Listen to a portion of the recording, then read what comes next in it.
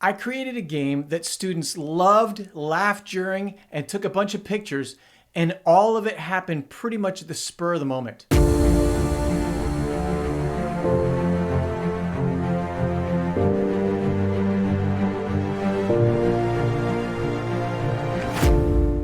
I had an intern named Josh, and I had been training him and prepping him and coaching him to be ready to run a student service all on his own. He had all the volunteers, he had everything he needed to be ready for this service. And the Sunday of that service came along, and I was walking around talking with students and volunteers, and just enjoying the morning, having really no responsibilities because I'd asked him ahead of time if he needed anything from me, and he says, "Nope, we're good." And so I was just there supporting. Well, about 2 minutes before the service, Josh came up to me and he said, "Did I by any chance ask you to do the game today?" I said, "No." And his eyes widened. He's like, "I'm so sorry. Shoot. Would you be willing to do the game today?"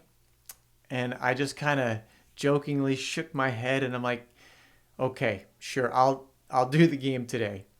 Well, I didn't have a game planned. I had no backup. Didn't have anything set up.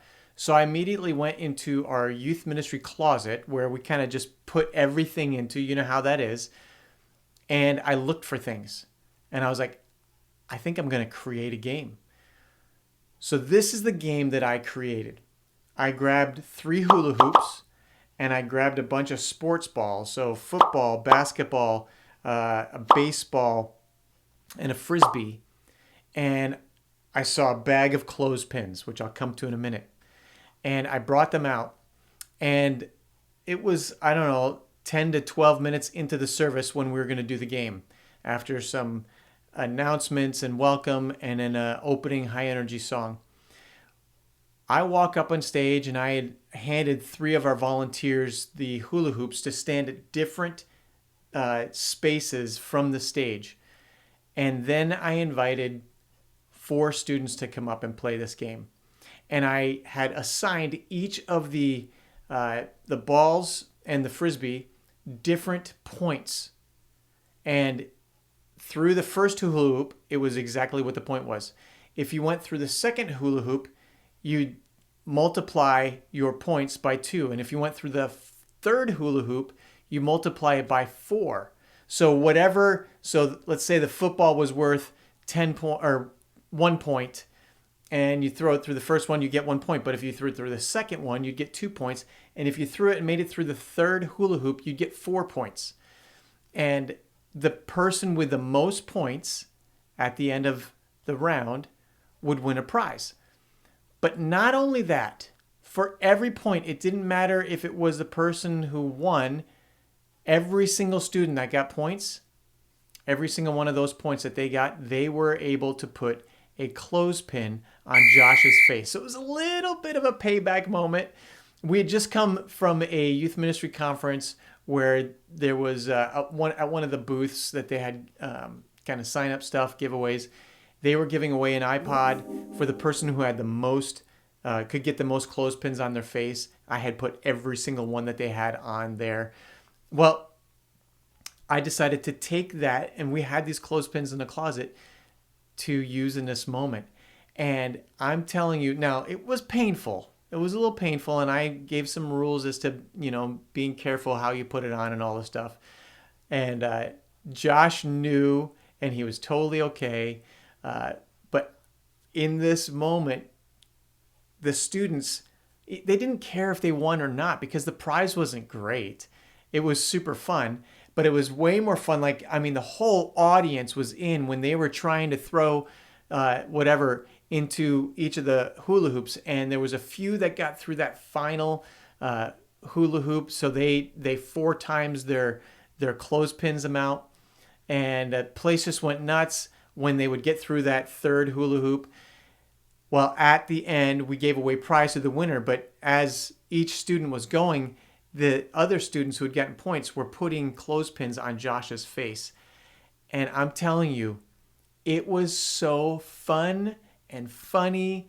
And those students and our leaders just absolutely loved it. I don't know that we ever did that actual same exact game again, but in that moment for that day, that was one of the greatest, most creative games that I had ever done. So when you're thinking about creating a game, now there's lots of creative games out there already.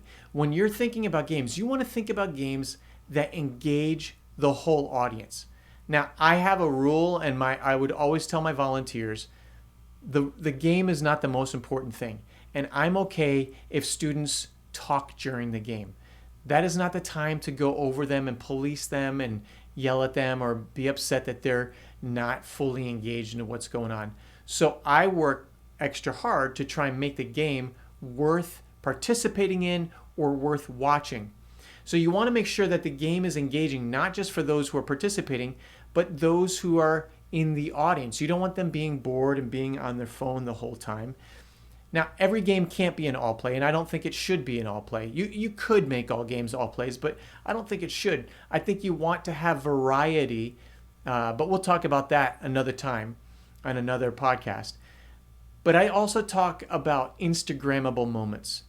And what I mean, I don't know if I just coined a phrase or if that's actually a phrase, but what I mean is you want to have those moments. It doesn't have to happen all the time, but you want to have those moments that students want to take pictures and post them. Those are those Instagrammable moments, the moments that you're just like, I don't want to forget this moment. I want to capture this moment. I want to put it on my story or my post, whatever. It needs to be one of those worth it moments like, oh, that was so good.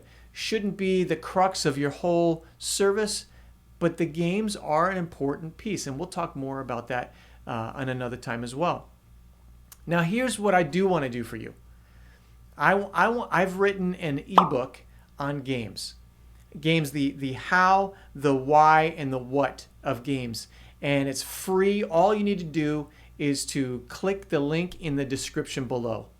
In there, I talk about the why of games. Why do you play games? So I have several different reasons why I think games are important for student ministry. We talk about the how you can come up with games from scratch, just like I did with that game that I'm talking about today. I can't even remember what we called it. I had some sports hula hoop clothespin game or whatever. But it talks about how to come up with a game from scratch, and I walk you through that. And then the best practices for making a game successful. The what part of the game. There's about 15 or so best practices for making that game successful. Things that are going to help you. It doesn't matter what the game is. These practices will help you to have a successful game. And that is totally free. All you have to do is click that link and you'll get a free downloadable. Plus, I'll give you the audiobook on top of it as well. That is a free gift for me. Hope you enjoy it. Would you also subscribe? Click the subscribe button for us, for us. There's no us. I talk about us or we. But that really would be super helpful. That way you'll always get the newest content we're going to put out every single week. And you'll always know that it's out and it's ready for you. If you can subscribe, click the bell. And we would love for you to share some comments. And actually, in the comments today, I would love it if you shared what is your favorite go-to game in youth ministry. All right, that's all I have for today. Thank you for joining here on the Practical Youth Ministry Tips podcast. Catch you next week.